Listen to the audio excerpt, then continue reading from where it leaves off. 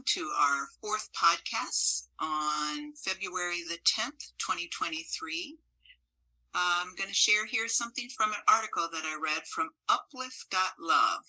It says, the practice of compassionate listening states that we human beings are social creatures.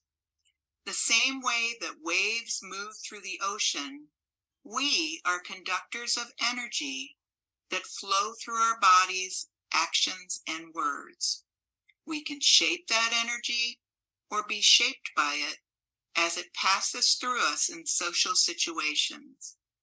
It can be a delicate balance for the one or ones recovering through grief, knowing when they can and when they're not able to be present, understanding, and compassionate to the world around them as they surf the wild edge of sorrow and loss. My heroic, brave, and contemplative guest today shares her journey through grief's doorway. Margaret Stoiber, a registered nurse, became a widow unexpectedly at age 44. She will speak of this poignant, monumental life curveball that arrived with a thud on her life stage July 2nd, 2010.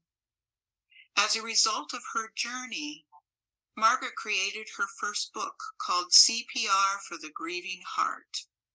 Her publication is the result of half-written notebooks, scattered papers, many crumpled napkins, and natural observations along her path of healing. Her website is CPRfortheGrievingHeart.com. Margaret will now unfold how she showed up in her best way to the shock, vulnerability, rawness, tenderness, fear, denial, numbness, and aliveness that became the spiritual employers of her shattered reality. Before we begin our interview, Margaret will lead us in meditation, setting a soft tone prior to her sharing. Thank you for your courage and willingness to be here today, Margaret. Oh, thank you, Annie. Thank you so much. I am honored to be here, and I'm just very grateful. So thank you for having me. What I'd like to do is just have like a brief meditative moment, if you will, just to kind of get us both in the same framework and just give you a little idea of like what I like to do. I don't have music, but what I'm going to ask for anyone listening is to just very softly close their eyes and take their left hand and place it on their heart.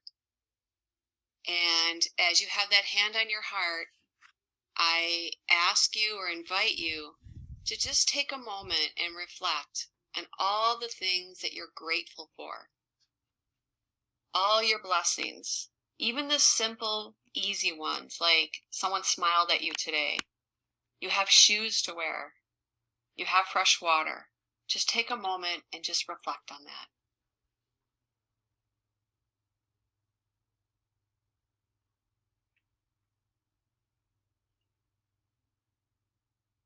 Now I invite you to take your other hand and place it on your heart. And as you have this right hand on your heart, I invite you to consider all the people that you love, the people that are in your life currently, the people that have passed on, your family, your friends, your neighbors, even your fur family. Just take a moment and think about all those people that you love.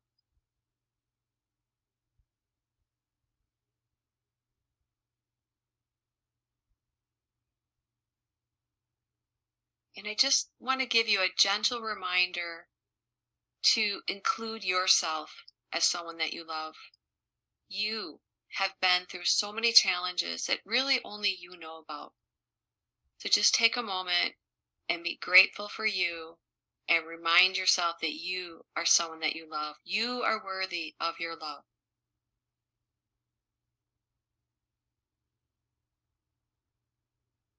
So with our hearts full of gratitude and love, we invite our Heavenly Creator and Jesus, all the archangels and the angels of the Most High, to be with us throughout this interview and just guide us and protect us. And we are so grateful for their love. And let's take a slow breath in and an easy breath out. And when it feels right, just open your eyes and we'll come back to the interview. Thank you so much. That was a nice, just a really comfy way to begin this interview. So I'm very grateful. Thank you, Margaret. You're welcome. So I have prepared some questions for you, and we'll just go through those questions. And, don't feel like you have to answer anything if you don't feel like it, whatever. So we'll just kind of go one to the next and see where we go from here. So for the listening audience, can you just share what feels comfortable about your loss experience? Like if you want to just speak of, when it began and how that felt, if you feel like it. And just, the dealing with children and just all the different experiences that you encountered that you feel comfortable in sharing today. Yes. So, as you stated initially, I was 44, and it was in July of 2010, and I was married to a man who was very healthy and exercised regularly and really had no physical issues at all. And we were living comfortably, had 3 children. Life was good. Life was really good. And one morning he woke up, he got ready for work, and then he just kind of looked at me and he said, I don't feel well. And he went to go lay down. And then a couple minutes later, he called my name. And I went to him, and he was just laying on the couch in the living room, and he looked at me and he told me he would love me forever. And then he essentially died.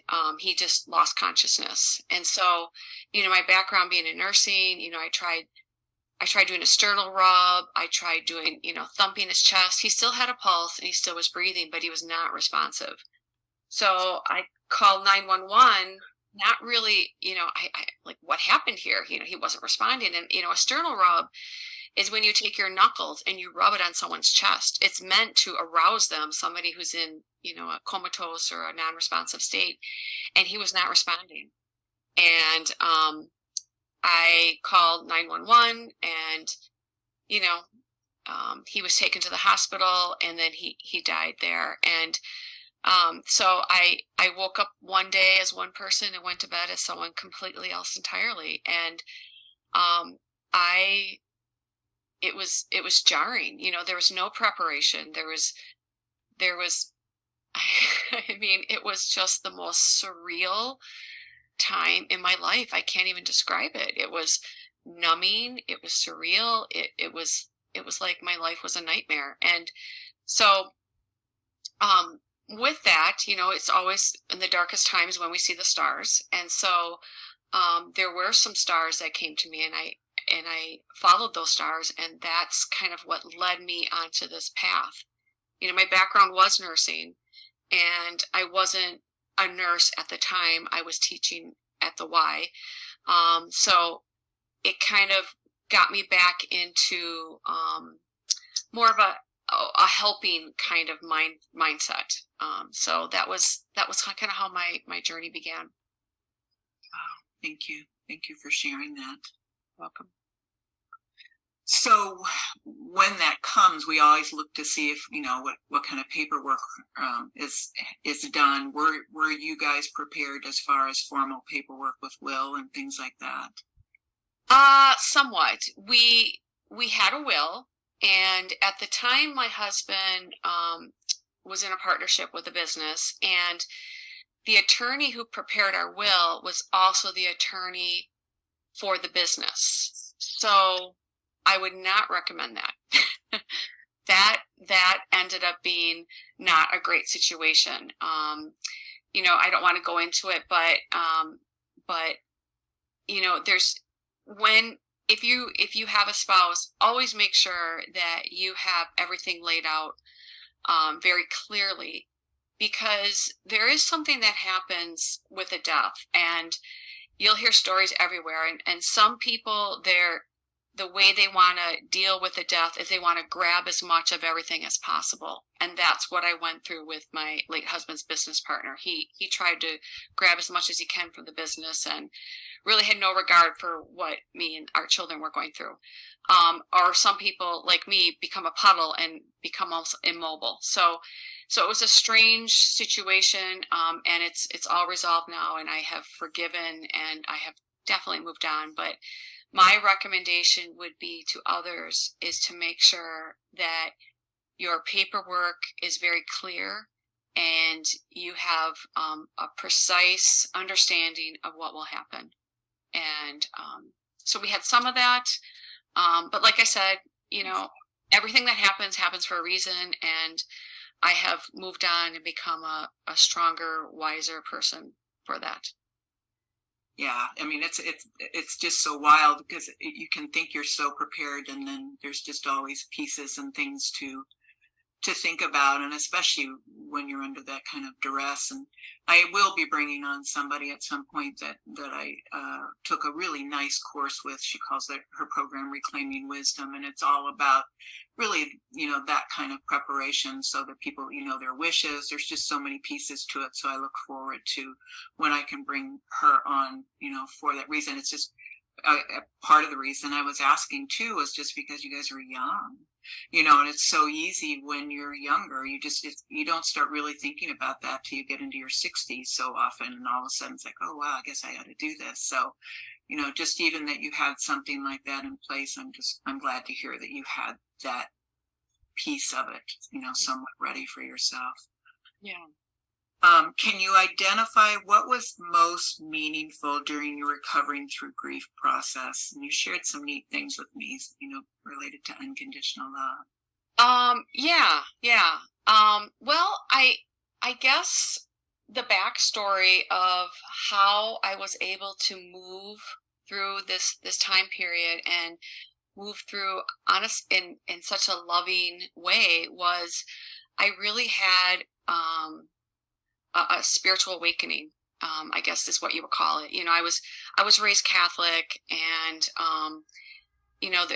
there's wonderful things in the Catholic religion, but there are some things that aren't so wonderful. And so I kind of moved away from that. And when my daughter was young and she was going to preschool, we had sent her to a Christian preschool, and we went to the church there, and there are some beautiful things within the Christian religion, but there are some things that I didn't agree with. There were some judgments of others that so there was, I guess I kind of became like a spiritual Goldilocks. It was like, well, this one, I don't, it was kind of like nothing was quite where I was, where I felt comfortable. I wasn't seeing that in any of the religions that were being presented to me.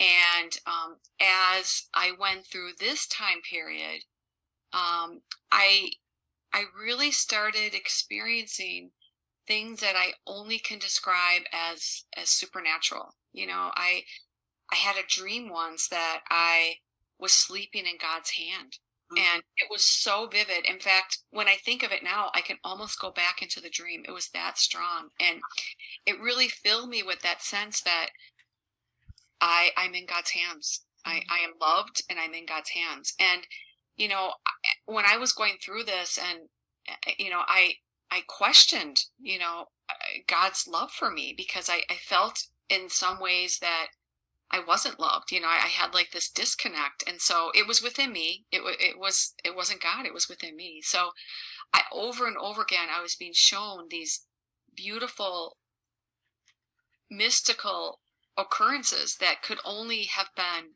to help me and to reach me. And so as I moved through these things, I kind of reshaped my my understanding of God. And I realized that God doesn't really fit in any one religion. God's in all of us and in all religions. And, if someone, I don't want to like be someone who criticizes other religions, because if someone has a wonderful relationship through Catholicism or through Christianity or through being Muslim, then that's wonderful for them. But it wasn't for me. And it was being shown to me over and over that I was loved unconditionally. And once I accepted that I was loved unconditionally, it really helped me to unconditionally love myself. And that is really the backstory of my book, is how I learned to love myself and my life again.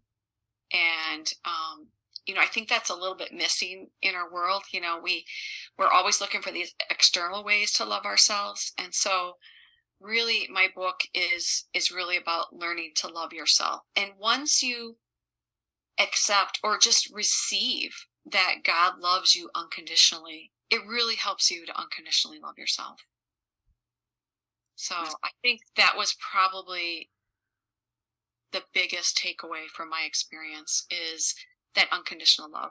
And that's where I stand today. I try to really not be in judgment of others. I try to let people be who they are and just love them anyways. And there's a quote, and it's like, well, if people can hate for no reason, I can love for no reason. And that's kind of where I'm at.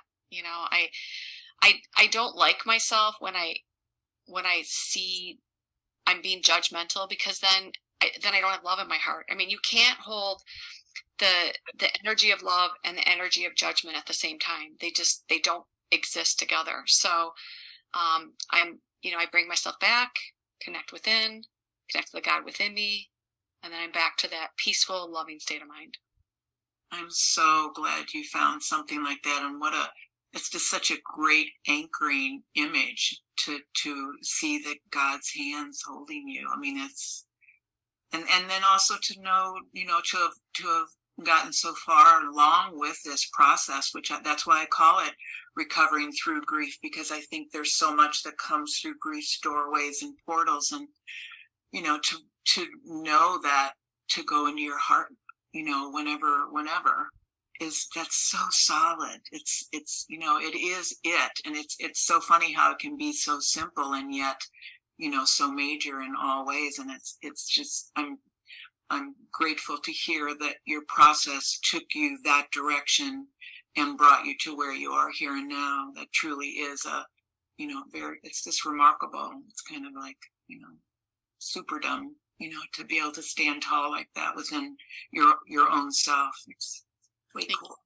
Thank you. So many grievers have difficulty with getting up and getting dressed each day. With 3 children, you had no choice. And if you want to tell us how old they were then too, please share what this was like for you. Well, at the time of Mark's passing, my children were 14, 13, and 10. So nobody was driving yet. And they each had a sport and plays and orchestra and lessons. And I mean, they each probably had 2 to 3 things each that they were involved in. So I did not have that luxury of laying around. And kids generally grieve differently than we do. When as adults we grieve and we see from that moment forward all the things that they're not going to be there for, and then we see backward of all the things that we're going to miss, and where that's too overwhelming for kids. They tend to see things in smaller chunks because their brains just are not able to process that much trauma and grief at that time. So they might, for that day, be feeling okay and want to still go to their activities and their sports so they feel like themselves and they feel normal. My 13 and 14-year-old were getting into that time of being a teenager when all you want to do is just blend in with everyone else. You don't want to be the one whose dad just died or whatever it was. So I didn't have the opportunity to lay around. I mean, I wanted to, but I did need to be present, and in a sense, it helped me too. First, definitely. So I did every day have to get up and take care of things and be the leader of the family and be the mother and the father. And um, I do think it did help me because I probably had times when I would get stuck, and I definitely did. I mean, honestly, I really did, but not for very long. And I think it's okay to have those times when you are a little bit stuck, and sometimes you just need to like process things, but then it's okay to move forward too. So that's how I went through it. Wow, very brave. And it's nice. It does help for kids though to have some sort of structure. It's like when that structure is so obliterated like that, the fact that you brought that, to their life and their beingness was truly, to me, it was grace in action. Because they just don't know what direction to go in, and they're not at all. So, really, I admire you for. I mean, I agree. It's like a both and, because it does get you back into life, which I think it would be so easy to walk away from life for a while. Mm-hmm. And but I also salute you, because I can't even imagine the stamina, inertia that you needed to produce just to get yourself going. Wow. So, brave. Thank you. Thank you. So it is said that breaking the shock and isolation of the experience can be uplifted with a road trip, which I think is really neat to bring in here, because just something that seems somewhat simple like that, we probably don't think of. Did you take any road trips during that time? I did. I would say probably 3 weeks after he passed, we went to a water park, which is big here in Wisconsin. For some reason, we have water parks everywhere. We have this town where there's like 5 different water parks. It's just a thing. I don't know, maybe because we have a northern climate, but we did go to a water park, and that was good. But we also have a cabin in northern Michigan, which is quite wonderful because there's something about being immersed in a forest and the energy of the trees and beautiful nature that is really helpful in processing your emotions. And always going somewhere different is helpful too. But one of the things, and I talk about a little bit in my book, that I think was highly healing, there was this little farm about maybe 20 minutes from our house, and it was called a petting farm or petting zoo, where they had like a barn of just kittens, and so you could go in there and hold kittens. And they had a goat area, like with little baby goats, and so you could go there and feed the goats and interact with the goats, and it was really, really magical. And being around animals is so healing. Animals are just pure. They're all they are is they experience life so purely. So, when you're scratching their back, they're not worried that you didn't do it an hour ago. They're just grateful you're doing it right now, and they give you that love back. And it's really quite healing. So if there's anyone out there that is going through the process of grief, I highly recommend, if you don't have a pet, go to an animal shelter and spend time with the animals, and they will heal you as much as you heal them. That's so beautiful, and it's always just makes me happy for both sides, the animals as well as you guys, and it's just that's such a great idea, and I'm really, really glad you shared that.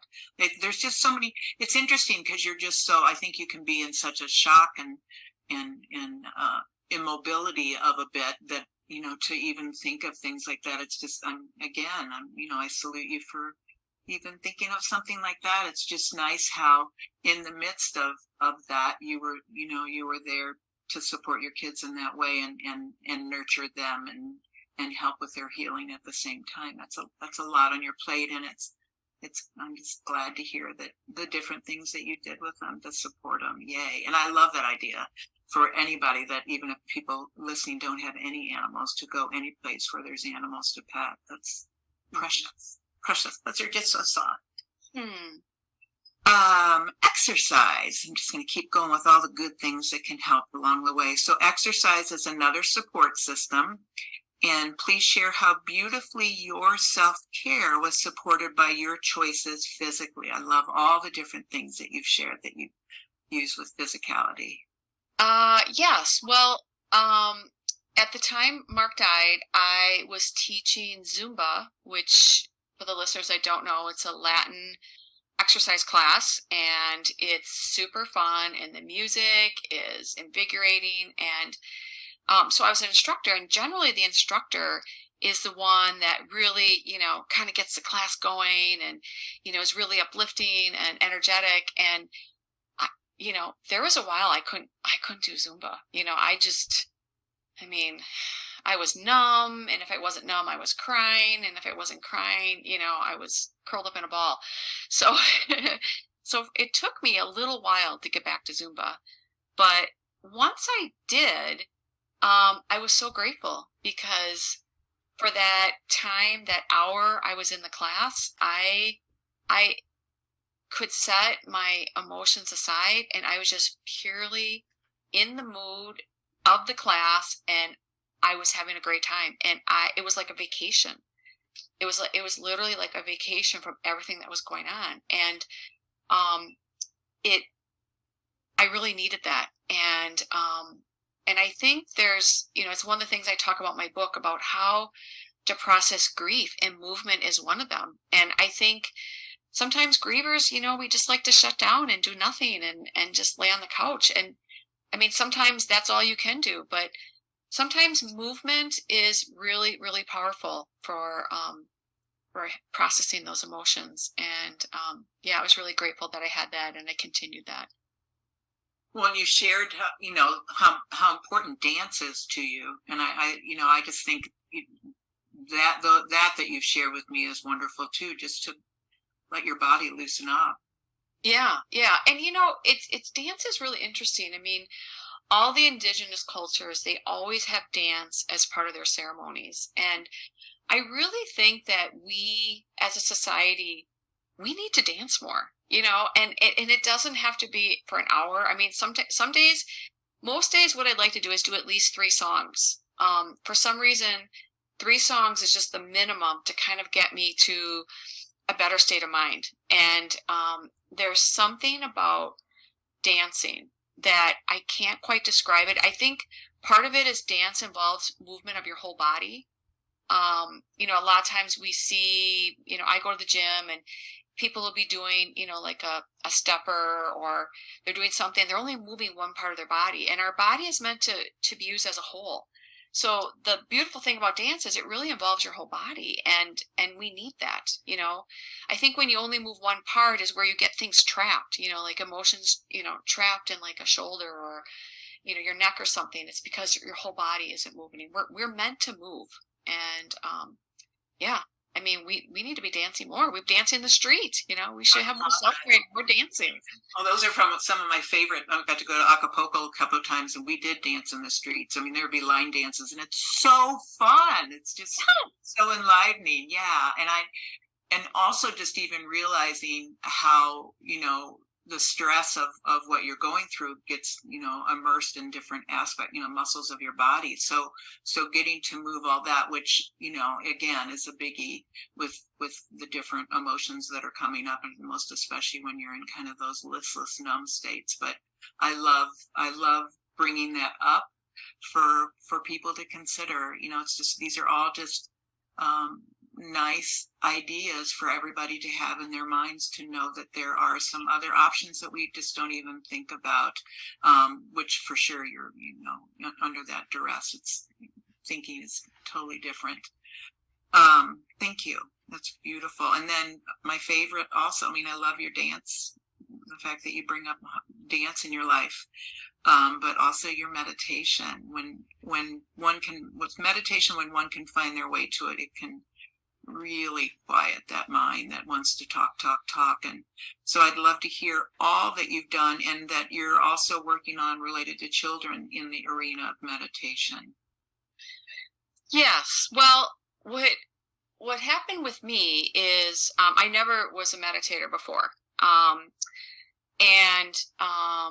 I after he died, I would kind of go through my day and I'd be busy. There was always something with the kids or something with the house or things that I had to do.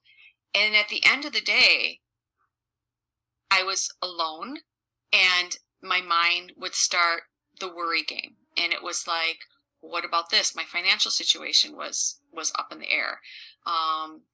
The worry, I was worried about my children. They were having some issues related to his loss. So the worry would start. And it was really hard to get a decent night's sleep because of the worry. And then not sleeping made me feel even worse. And so it was just like this really odd time. And along the way, someone suggested meditation. And so I found this woman, I think her name is Kelly Howell. It's like Brain Sync. I remember the name Brain Sync. And so she has these meditations and some of them are guided and they have binaural beats within them. Binaural beats are really powerful. You hear different tones in different ears and it kind of hypnotizes your brain.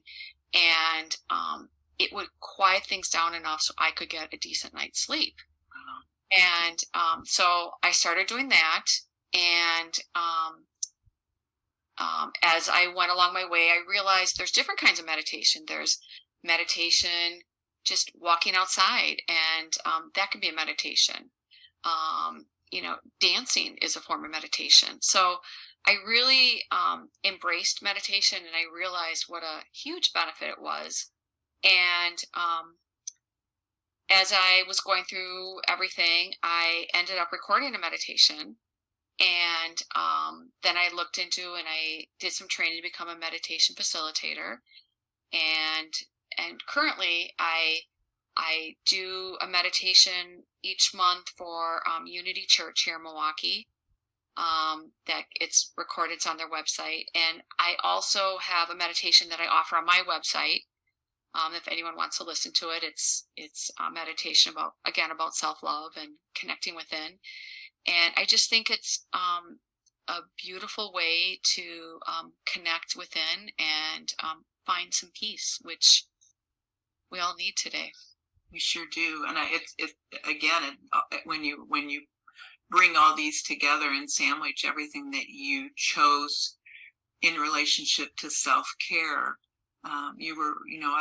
it's a blessing to see how really loving you were to yourself, that also I know sprinkled onto your children and people around you, because it does have its own beauty about once we feel that way inside, that it seems to sprinkle off to everybody else around us. So this is great. I mean, I'm really beautiful that all the things that you've put together that you did. I mean, gold star, definite gold star. Thank you. So affirming the smallest accomplishments can build a much needed foundation during this slow walk through grief's quagmire. Can you share any of the small feats that you manifested during that time? Well, I will say I remember the first, and it was, I have to get through this day. Because that day, July 2nd, I woke up, one person and went to bed as someone else. And it was just, I can't even, it was the most awful day. And having to tell my children that their dad died, it was like, I can't even describe it. And it was like, I just getting through the day. I'm like, I'm just going to get through the day. I'm just going to get through the day. And for a while, that's all I did. It was just, I just got to get through the day. And so because I had that, and this is a trauma response, is the worry about the future, the sad about the past. I'm like, I just have to deal with today. And so that that being in that present and getting through the day is really the P of my CPR for the Grieving Heart, because that was what I had to do. And getting through the day and being present really turned out to be a gift. I mean, being present is a gift. It is the present. Because the only way that you are able to receive messages from the divine is by being in the present. You can't receive things if you are worrying about the future or, locked into the past. So getting through the day, and then I'm just going to deal with this today, was kind of like my initial ways of going through it.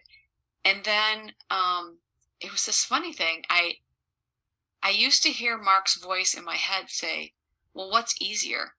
Because I think prior to this, I could be someone who would think about things and then think about it again, and sometimes could be indecisive. And and then sometimes I would hear his voice in my head say, well, what's easier?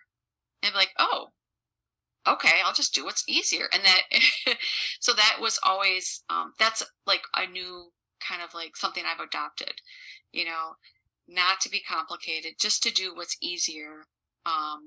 And I mean, obviously you can't apply that to everything, but that was significant for me because I was someone who needed to hear that. And, the exercises I do in my book are things that I all did. That's why I put them in there. They were all things that helped me. Those are actually things that I did to help myself to feel better. Wow. Those are great. It's so amazing to see everything that came to you, and it really is a nice image of being in God's hands with everything that you chose as your options. Your wonderful book describes so many beautiful self-care exercises, as you were talking about, that are offered to those on this lost journey. What things did you do for yourself during your grief process that prior to everything happening you had not done for yourself before that changing day? So it would really be, I mean, I think you've shared a lot of it probably already, but if there's anything else that comes up. Well, I exercised before, but I really embraced how more than just physically it was important for me. It was really uplifting mentally, and I think I was a happy person before, so I didn't realize how much I needed it. So if someone is grieving and just find some kind of activity. I mean, maybe just to start off, something that you don't hate.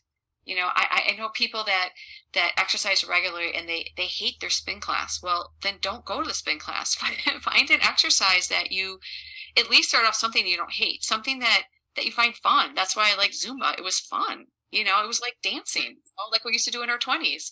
But so so things like, exercise, I kind of reframed how I thought about it. I realized I needed it mentally and spiritually.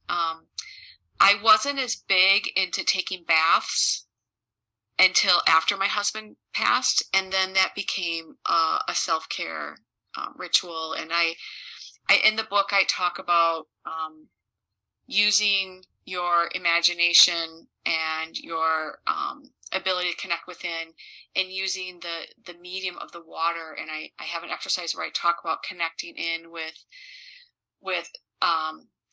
in my experience, I connected in with Mark when I was taking the bath. I literally felt like my head was on his lap and he was caring for me. So it's finding those things that bring in a deeper connection.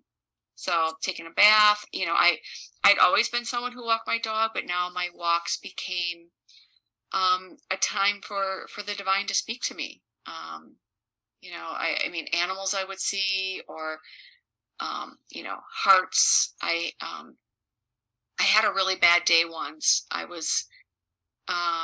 had to go to the cemetery and choose the headstone, which was really odd and strange because to buy a headstone just for him was one price, And then to add my name to the headstone was only like $100 more. And it was like, So I ended up going for adding my name to the headstone, which was really kind of strange. And it was a very kind of awful moment. And I remember being at the cemetery, and it was just a couple months after he died. And it was this beautiful fall day, and how upset and angry I was that I had to do that. I just was like, I just couldn't believe that I'm picking out my own headstone and marks. And I just was just aghast, like just indignant that I was going through this. It was just a bad moment, and I came home, and on my driveway, so it was fall, the leaves on my driveway, it was if someone had taken a bag of leaves, dumped them out onto my driveway, and there was a heart on my driveway. Oh. And no one else was home. There's no way that this was anything but from God. There's no way. And I've never had a heart since then. So it was those kind of things that I did that really just strengthened that, like, I am being held, I am loved. God was letting me know, you know what, I'm here with you, I see you, and I'm just letting you know. And so I took those experiences and I received them, and really realized how loved I am. So. Wow.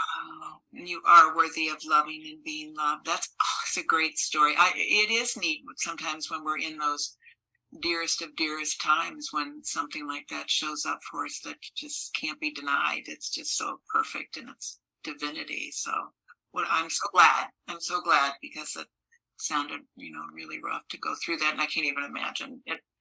It feels like exploitation of a sort, but by them to, okay, add this name and it'll be less money. It's like, do you understand where I'm at right now? Yeah.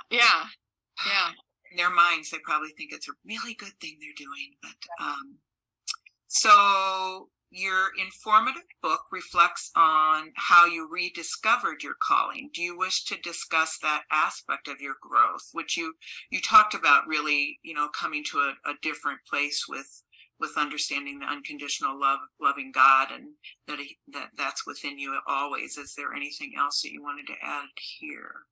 I would just add that at the time of his passing, I was working as, I just taught the why. I had left nursing in 2003, so it'd been a while since I'd been in the hospital, and I did dabble at going back to nursing. I took a nurse refresher course, and I did 12 weeks in hospice. And I realized my place isn't in the hospital anymore. It's just not there. And so I realized I still wanted to help others. And that's kind of, this book. And I really wasn't sure at first what I was doing, because I would just take notes on things. I'd have observations, and I'd write little notes to myself, because one thing grief does to you is it makes you very forgetful. They call it widow brain or something, like on some of these sites. I was quite forgetful. So when I'd have an observation, I'd write little notes to myself, and I had all these notes in my purse, and I had notebooks all over of things I would write. And I did realize, I can help others. It's just not going to be in the traditional way. And so that's what my book and teaching meditations, and that's what that's all about. So I have a place in helping others. It's just not the traditional way. It's not my, my traditional RN way, but it's still a place in helping others. And that's what all my soul wants to do, is to help others, and, share what I went through, and hopefully it can help someone else. Oh, very much so. Everything that you've brought forward today is beautiful, most especially if someone really is right in the very first throes of it. To have something like this to listen to would be vital, because it's like you don't feel like necessarily very many people can understand, and no one really can, because it's unique to each and every person what you're going through. So, and I'm grateful for what you are bringing forward as a result of it, because I can tell by your sharing how much you've grown and So you're bringing that, in a humanitarian service oriented way. So I'm excited for those that will be touched and in the place of needing that will be nurtured. So that's way cool. Thank you. So what have you rediscovered about who you are today through this identity metamorphosis and shift? And if this is repeating anything, you can pass on this. What have I rediscovered about myself? Like something rediscovered about who you are right now, here and now. It's interesting. There's a part of my book where I talk about what did you enjoy as a child? And as a child, I was a very imaginative child. I had a really vivid imagination. I was very chatty, but yet I liked to be quiet and read books. So I kind of had like this dual side to my personality. But I always liked dancing. There's this story of I was 5 years old and I was at my cousin's house and someone had a transistor radio, and apparently I'd never seen a transistor before, and I held that transistor radio to my ear, and like I just danced the whole time I was at this reunion. So it's almost like, I think, coming back to who you were as a child, because that's really when you're the most pure. And when there's things in the Bible and different things about, the only way to know God is to come back to that childlike innocence. And so I've learned a lot of things, but yet I'm coming back to who I really am inside. And it just feels so good and so authentic to be that. I'm lucky that I don't, I get to do and pursue the things that I'm interested in, and take and learn different courses. Like I'm redoing my chakra dance, and I'm learning more things, and I'm fortunate that I have that ability to take those kind of classes. But I think anytime you can come back to who you were as a child, because those things that you did as a child are indications of gifts that you're here to bring. The reason why I loved reading so much is because I'm going to write. There's always like another side to why we have those interests. A lot of times our interests show our gifts. And so, anytime you can come back to that, so I encourage anyone that is going through grieving, reflect on what you did as a child, and can you bring forth some of those things into your life today? Instead of doing what you think you're supposed to do, what feels right for you on the inside, and do that.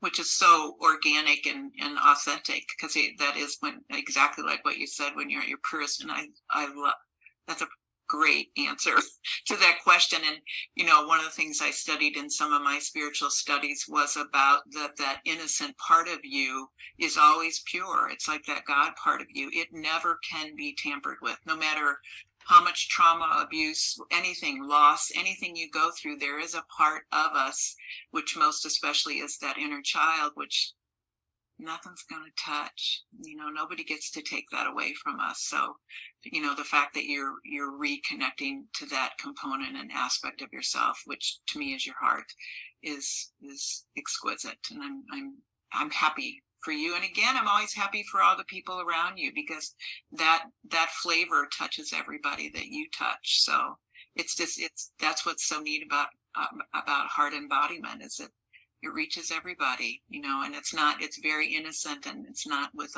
an agenda. It just is, it's so pure. So, wow, that's a great share. Thank you. I am in great admiration of the generosity and kindness that you extended to other grievers through writing your book. I just can't say enough about the quality and completeness of everything that you brought forward, with all the different options that, somebody that I had offered your book to, that was going through grief and loss. He was like, I can't give it back to you yet, because I haven't finished the exercises, because he was so slow in doing them. So I thought that was kind of cute. So can you discuss the meaning of the front cover and again go over the meaning of the title? Yes. So the title, it's CPR because the C stands for being compassionate to yourself. The P stands for being in the present moment, and the R stands for receiving. And I wanted my book to be a way for people to heal themselves, because I have nothing but admiration for the therapy that I received. I received wonderful therapy, and there's wonderful groups out there. I was a member of a group for a while. But for me, it was not enough. It did not reach where I needed it to reach. And I felt as though what I put into this book is ways for you to reconnect within and do the work yourself. And I wanted people to feel empowered. I wanted people like, you know what, I can by the exercise I put forward and whatever else comes to them in their own life. It's not like my book is the end all. There's other people that have other resources and explanations of how to connect within. But I really wanted people to have a way to do that themselves. And so that's kind of how I came up with the title, because I think when you're going through grief, your whole sense of everything changes, and it's almost like a disempowering feeling. And there's just so many things that can come at you. And I wanted people to have that, and your sense of who you are changes. And I wanted people to have a way to like heal themselves. So I thought CPR for the grieving heart, like you can help you, and you are the only one really that can help you. Like you have to decide yourself that you're going to figure out a way to help yourself. And someone else's way may look totally different. They may not be as attuned to nature, and they might find a different way, and that's totally okay. But you know yourself the best. And so that was that. And so the cover, it's kind of interesting.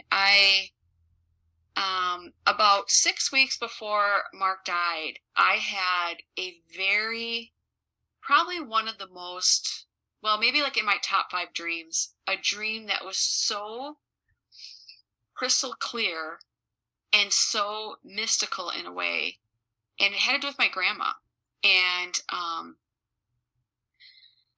in my dream, I had this dream that I was walking up the hill towards my grandma's house, and my grandma lived on a hill. So in the dream, it's sunny, and I'm walking up the hill, and about halfway up the hill, my husband, who at the time had a blue car, shows up, and he gets out of the car and he walks with me, and we walk the rest of the way up to my grandma's house.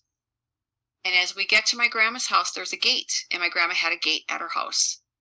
And when I open the gate, suddenly Mark disappears. And the other side of the gate is my grandma and one of her cousins. And they're both there, and they hand me this baby girl.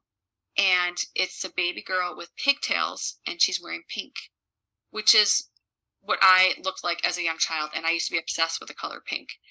And suddenly it's a party, and there's other people there, and there's pizza, and it's this big party. And the dream was so vivid that this is 6 weeks before Mark died.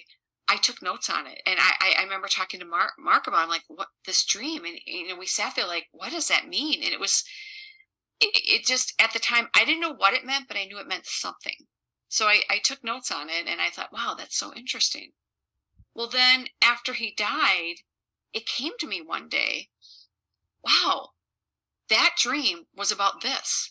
Wow. Because the symbolism of walking up the hill, it was my life, and halfway up the hill, Mark showed up. Well, I started dating him when I was 22.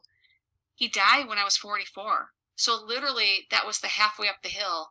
Oh, wow.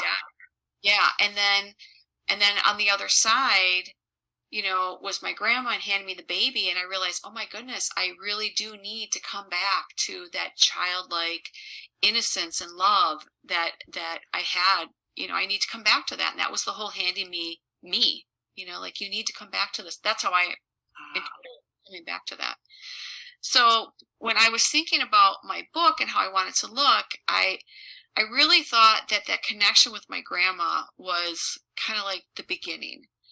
So I have the bench at the beginning, and like, there's this pathway, and as you get to the end of the pathway, there's this light, and it was just kind of like that was the beginning of my path to a spiritual understanding, a spiritual enlightenment, however you want to phrase it. But that's kind of how I put it together. And my son, who's a gifted painter, painted this for me. So that's kind of how I came up with it. And there's a whole story with the sunflower, and I have sunflowers on my website, and I'm not going to give away completely what the sunflower story is, but it's a pretty cool story, and it's at the back of my book. So hopefully someone will want to find out and buy my book and find out about the sunflower. But that has very significant meaning as well. So worth it, especially to get to that part of it is beautiful.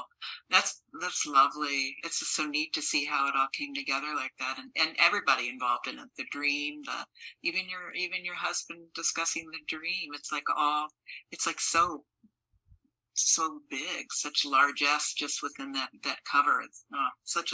It is a celebration. That's what's really cool about it. It's neat to think, because I don't often hear people talk about the covers of the book. So it just came to me like, okay, why'd you choose this cover? So great story. So I'm going to move forward here in Anthony Wheeler's book. He shares about gates of grief.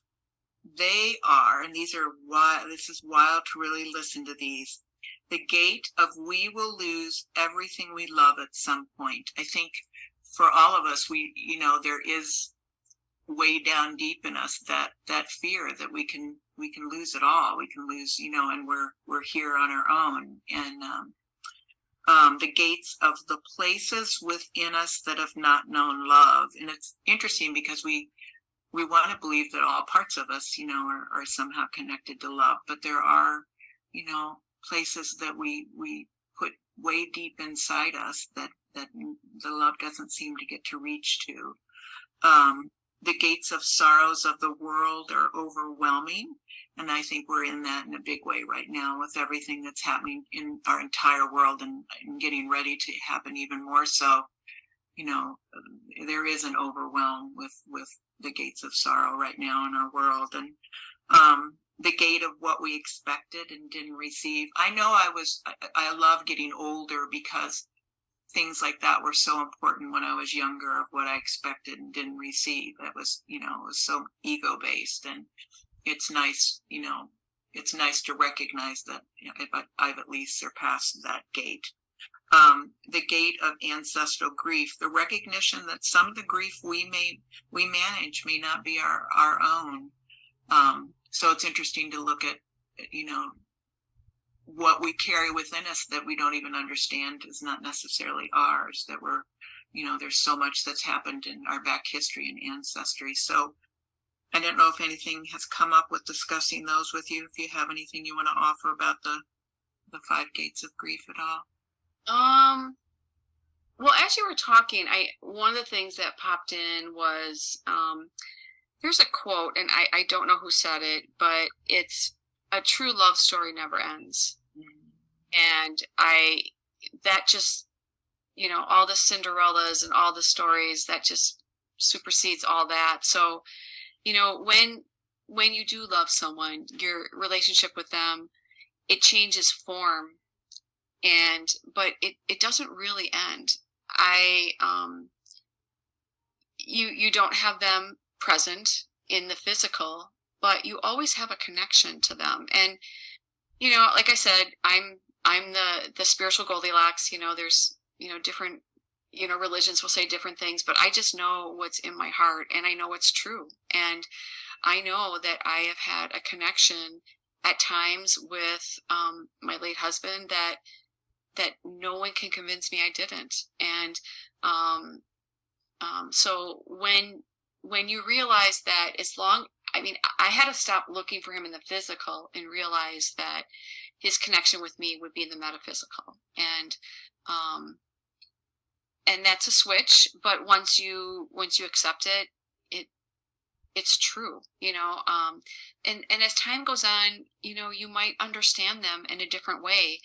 And you might get feelings from whoever, your loved one is, like, oh, and I get it probably the most with my children, because I do believe that my late husband is like my co-parent in heaven. I get a sense like, he's not going to like that, or, oh, he probably wants me to do this, like I get that a lot. So,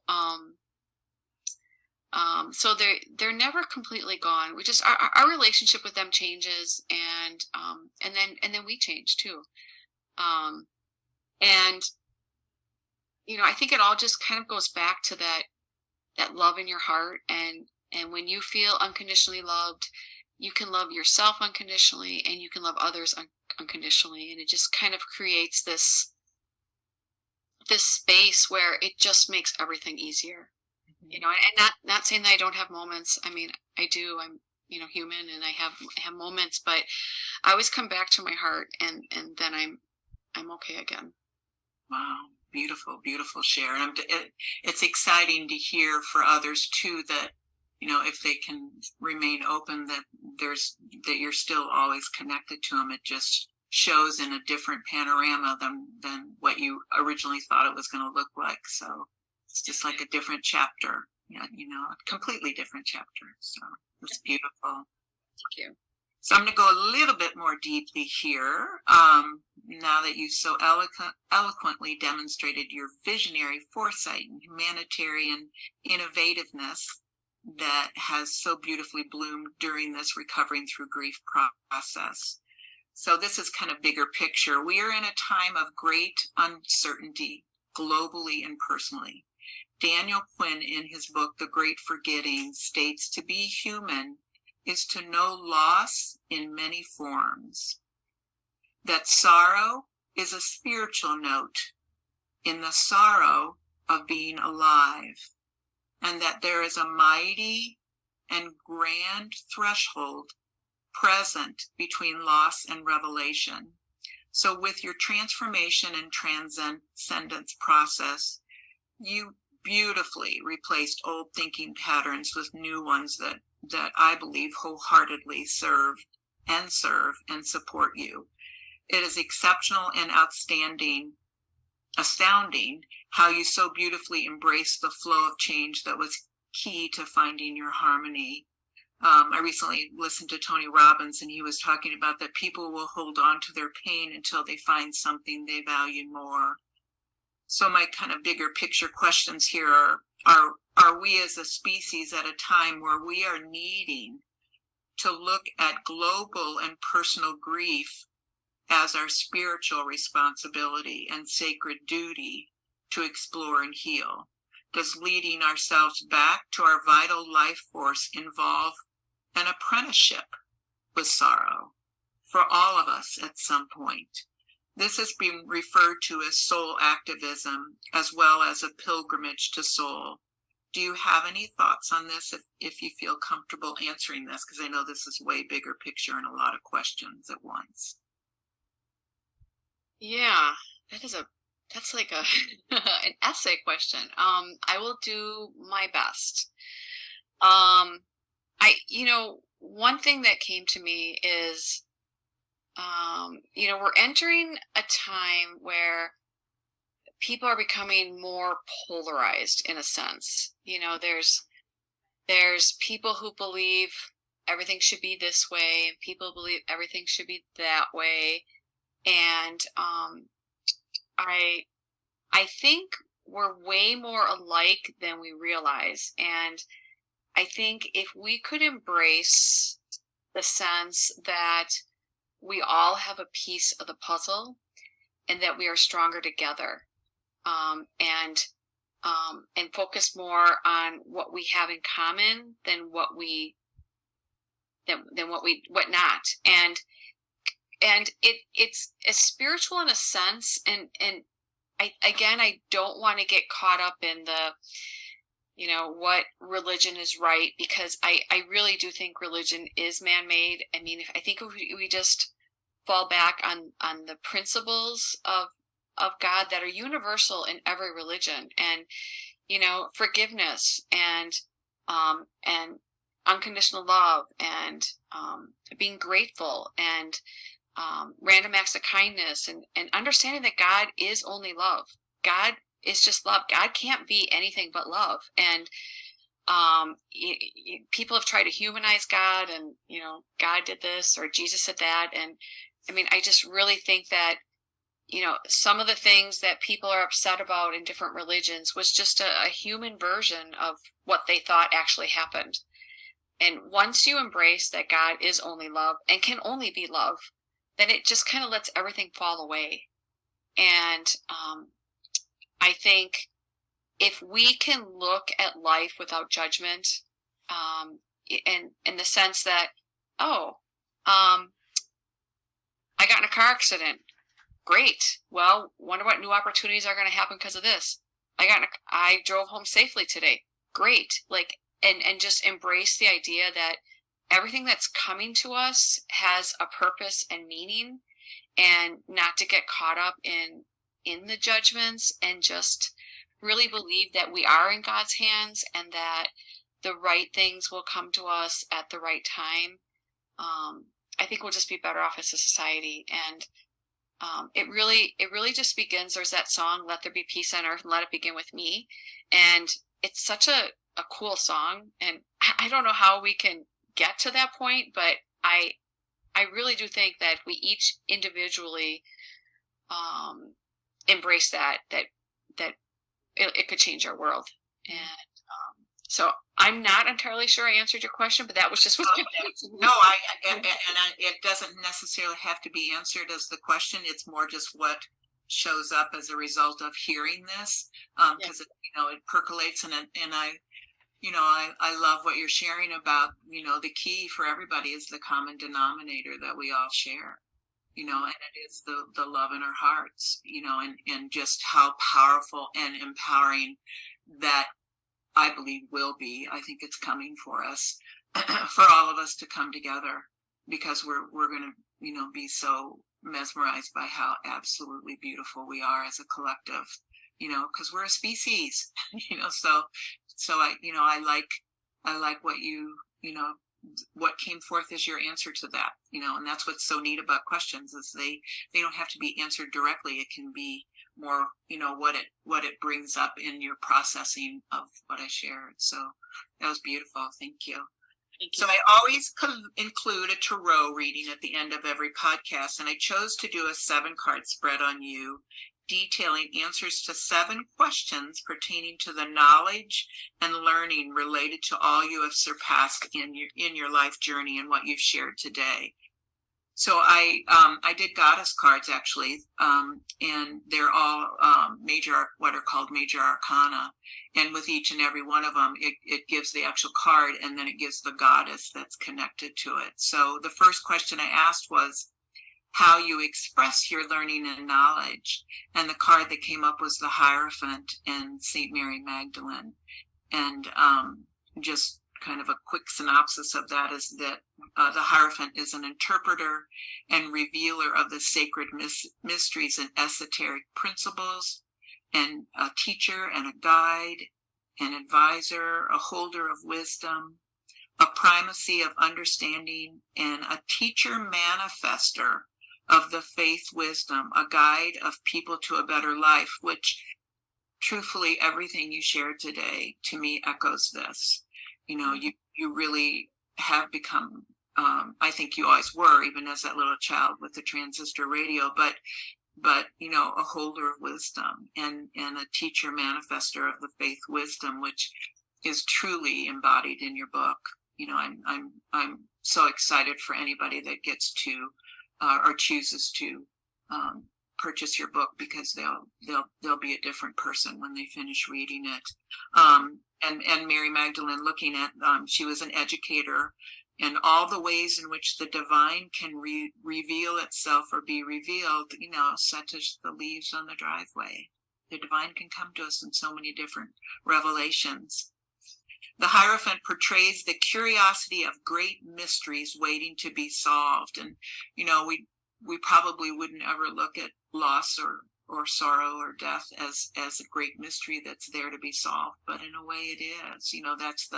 There's always that duality, so there's that other side to all of that. It's a great mystery, and I think it's been precious to hear your journey on the solutions that you have manifested for yourself, to move yourself through it. And the Hierophant signifies you carry within you a solid foundation of knowledge. And again, I think talking about going back to your inner child, you've had that knowledge with you since you were a little one. There was a part of you that was so tapped in, and isn't it beautiful that you've come full circle with it through what you went through with this horrendousness, to come back to that beautiful child that's a holder of wisdom. So I thought that was really cool. The second question is how you examine subjects and approach learning. And the card that came up was the Universe card. And Nut, the Egyptian sky goddess, is who's connected to that card. And so how you examine subjects and approach learning, seeing everything from the eyes of the creation of the universe, seeing the creator within everything, which is really what you talked about with the hands, the hands holding you, and supporting the universe's continuation and renewal within divine choices and actions. It's been, beautiful to hear the divine choices and actions that you continue to put, one foot in front of the other with everything that you brought forward to support yourself with. I mean, that is a clear example of divine choices and actions. And then with this, how you examine subjects and approach learning is so perfect because you started out by talking about the stars. And this is part of the mother of the stars and the sun. Nut is a goddess who brings about rebirth, cycles, and eternal life. I think, you've definitely displayed the rebirth that occurred within you through this. And just even understanding the cycles, here again, you started as this beautiful, really pure, alive child, and you came back within this cycle back to her. And it's such a key unlocking, to do something like that. And then looking through the lens of an integral role of a soul in the afterlife, which is neat because I think that came upon you with, your connections to Mark since he's passed over, and how you are looking that you're still in a partnership together. It just has changed its display. And comprehending more of beginnings and endings and the cyclical nature of life. And okay, we'll keep going here. How you respond to the knowledge of others. The card that came up was the Chariot, and then the goddess is Nike. So Chariot, this is all about victory and being victorious. And Nike was a singer of the song of victory, offering victory as a means to an end. Understanding that victory is a stepping stone to further things. And when you really zero in on victory in this process for you, you were victorious, in all the different approaches that you took, and that it's only now just it's a further stepping stone to further victories in your life. I mean, it's when you're in that shock and that paralysis of grief in the way that you were, who would ever guess that you would be where you are now and using it in the way that you are now, and the new you, that you've birthed. So I think that's beautiful. Extending to others their needed strength and force to carry on, even when they are unable to witness their own strength or ability. I think your book is a perfect example of when people are just so paralyzed by grief that they have something like that can help them go in and go inside to them, because I do believe that has been your key with your success. Observing the importance of taking control of one's chariot, focusing all aspects of self to one goal. I don't think that it was where you had a goal that was, very clear, it just unfolded so beautifully and so organically, as you went along. So it was, it is like the chariot. With this singular focus, one's journey towards completion will be swift and triumphant.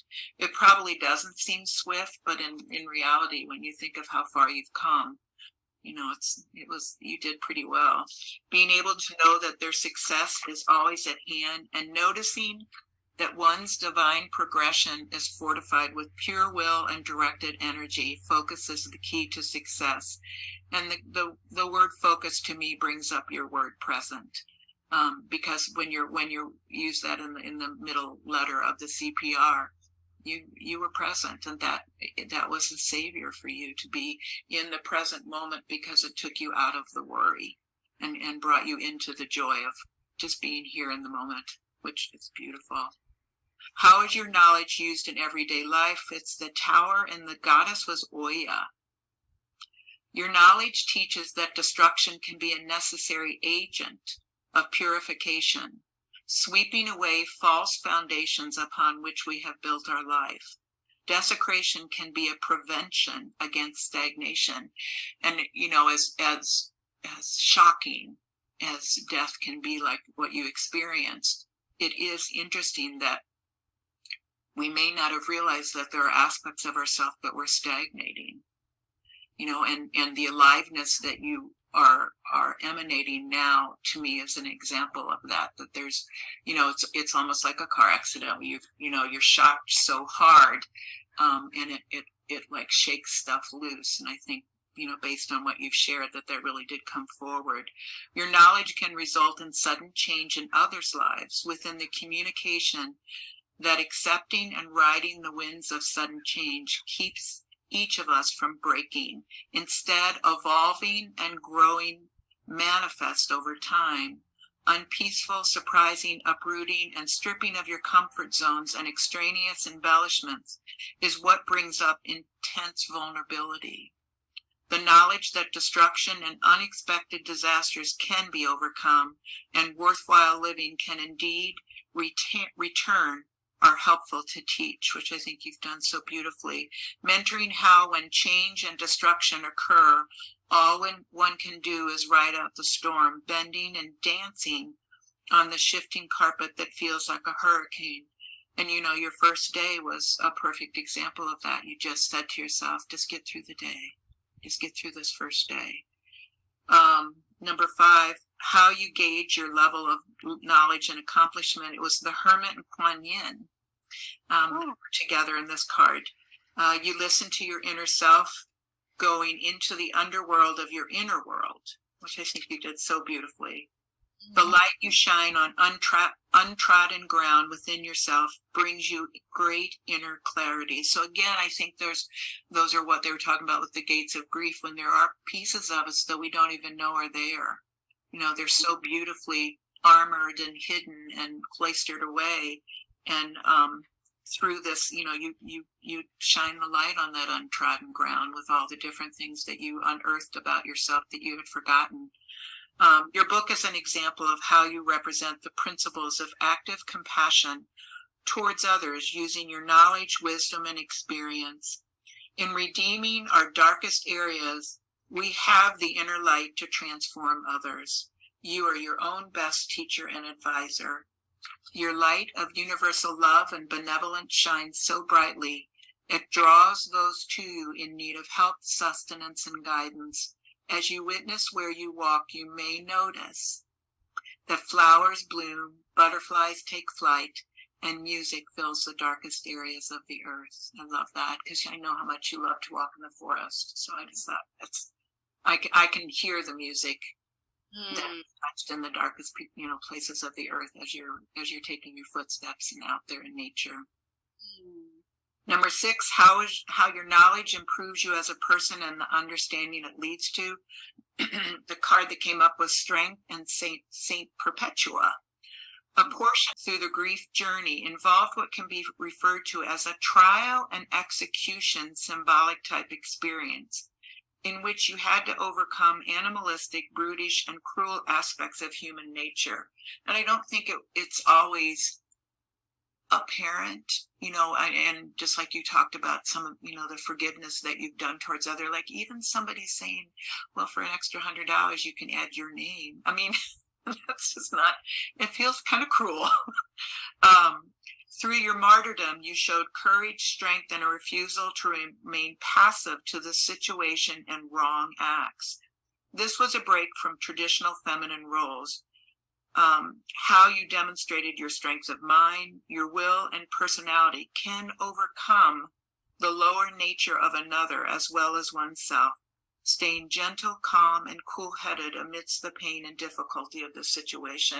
So to be going through what you went through and have someone else believe that they deserved everything that would support you and your family in that time, hearing your story, I think you did really well with what I would consider to be the theme of martyrdom. I mean, that's hitting somebody really, as low as they can at that time, even though that person probably had no clue that they were doing that. But so, kudos to you for making it through that hurdle. And then lastly, where your knowledge will lead you, which is such a good card, the Wheel of Fortune. And it's I'm going to try and say correctly, the Moire, which is the fates. I have one other friend that works with the fates. And it says you will continue to demonstrate your power over human life and its many cycles. You do not interfere rigidly with human lives, but instead give unconditional destiny to those you encounter. You will continue to inspire those you encounter to find, among the tangled web of fate, the central point from which one's processes and cycles can be faced. Your knowledge will continue to teach you to be prepared to take risks and let go when necessary. So that's pretty exciting, just to see where everything's going to take you. Oh, thank you. Those sound like pretty amazing cards. That's a really neat deck you have. I know, they're really fun. I like how they just narrow in on those components that are so, I mean, there really are themes of life. And it's just neat to know that it's related to your knowledge and learning, and how much we don't, looking at those two words, knowledge and learning, as far as how we bloom and grow through something that is, this huge. So in closing, I just want to say that, Margaret, you are a wondrous testament to the activation of your own heart-centered embodiment. And I thank you very much for today's interview. This was highly inspirational, and it's been a blessing to get to share this time with you. Oh, thank you. Thank you so much for having me on. And I feel grateful that I got to be here with you too. And much love. Thank you. Thank you, sweetie. Have a good day. Too. Thank you.